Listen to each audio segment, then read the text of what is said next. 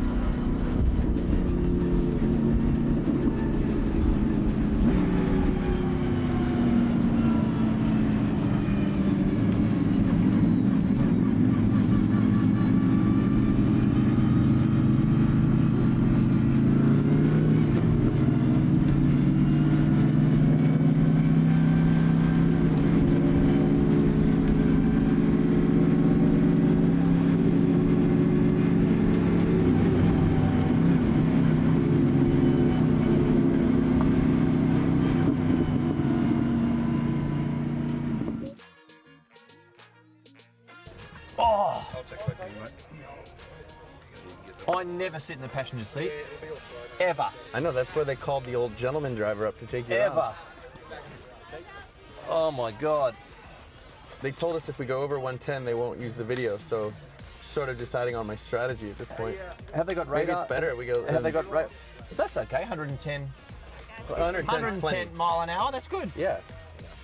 Okay. You Aussies and your speed control. Yep. Yeah, we're gonna do 3 donuts. All right, here's the most flattering part of today is the open face helmet. Yeah, these are super sexy, aren't they? Oh, they're just so sexy. Look at that. This is so romantic as well. Oh, it's 2 bobbleheads. You look great in that. Thank you, you're stunning. Just look at this piece, it's beautiful. Wait, this is right-hand drive. That's exactly what I was about to say. Yeah. I've never been in a car with an American in the right-hand seat. I've never driven in the right-hand seat. I guess we're supposed to go. So when's the last time you were around Bathurst? Mate, the last time I did a lap around here was 22 years ago. This is outback Australia, mate, nearly, isn't it? The bush, beautiful trees, Clear weather, mountain straight, sunny day. no ruse. No kangaroos, don't talk too early, mate. You're racing tomorrow. Yeah. Touch wood. Yeah. So, turn 2, basically using mate's driveway for brake position. Yeah, here we Right go. about here, just inside the 100, 3rd gear. You probably remember there's a bit of pocket of grip. They've repaved it not too long Look ago. at the size of that curve. I didn't Yeah, realise it was and the that exit curb. I mean, some of the lead guys are all over this curb here. big. This is the cutting, right? The Up through cutting, yeah. We've just been emphasizing really early throttle because the hill catches you. 2nd gear, getting pretty far out to the white line. These cars are making enough downforce. We don't really have to be all the way back left. Yeah, just sky there, wasn't it? You come out of there and it's just plunging uphill, which is sensational. The grate, we're just grabbing 5th. This at the is bottom fast here, right? This is really quick. This is really quick. Yeah. All the way out on the exit, right to the wall. There's some monster shunts here too, haven't we? This is Yeah, fast. and using all the racetrack on the exit, which has taken me a little bit of time to get used to. How beautiful is that? Yeah, that's epic. Sensational. This is Over the top. my favorite part of the track. All it is brake modulation. There's really no acceleration happening. 5th down to 2nd.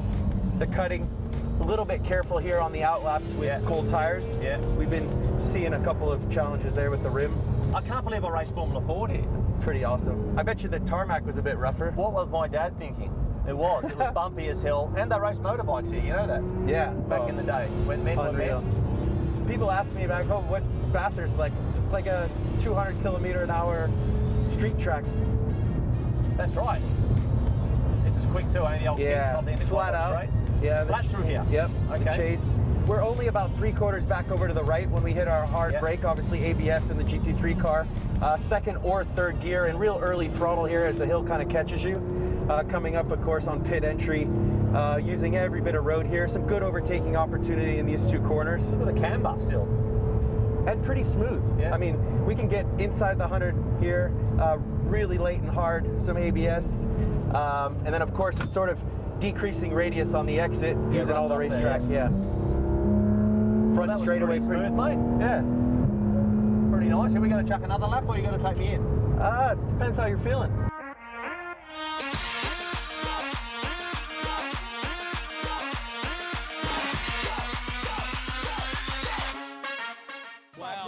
Good to see you, mate. How was that? Mate, 23 years in between drinks for me around here, believe it or not. So I'm in good hands, but I've got an American in a right-hand drive car. So he did well, but it's good to be here. Patrick, you better come in. How was your passenger? Was he a nervous passenger? No, he was pretty trusting. He basically threatened my job before we went out there, so it was easy to make a good decision.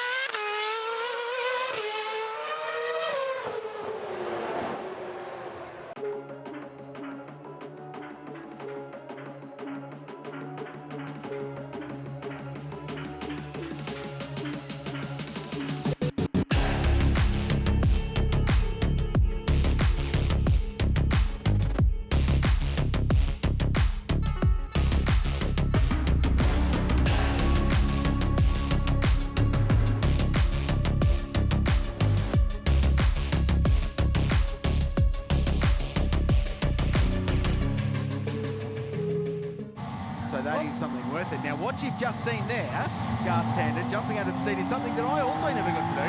It's a circuit safari. Oh, my goodness. So a bunch of very, very lucky VVVIPs and a couple of journalists have been put in a van and are getting the full experience on the outlap of the practice session. This is not a Renegade vehicle on the racetrack. This is absolutely pre-planned, ready to go, course car behind it. That is potentially a lap record for a Mercedes Sprinter.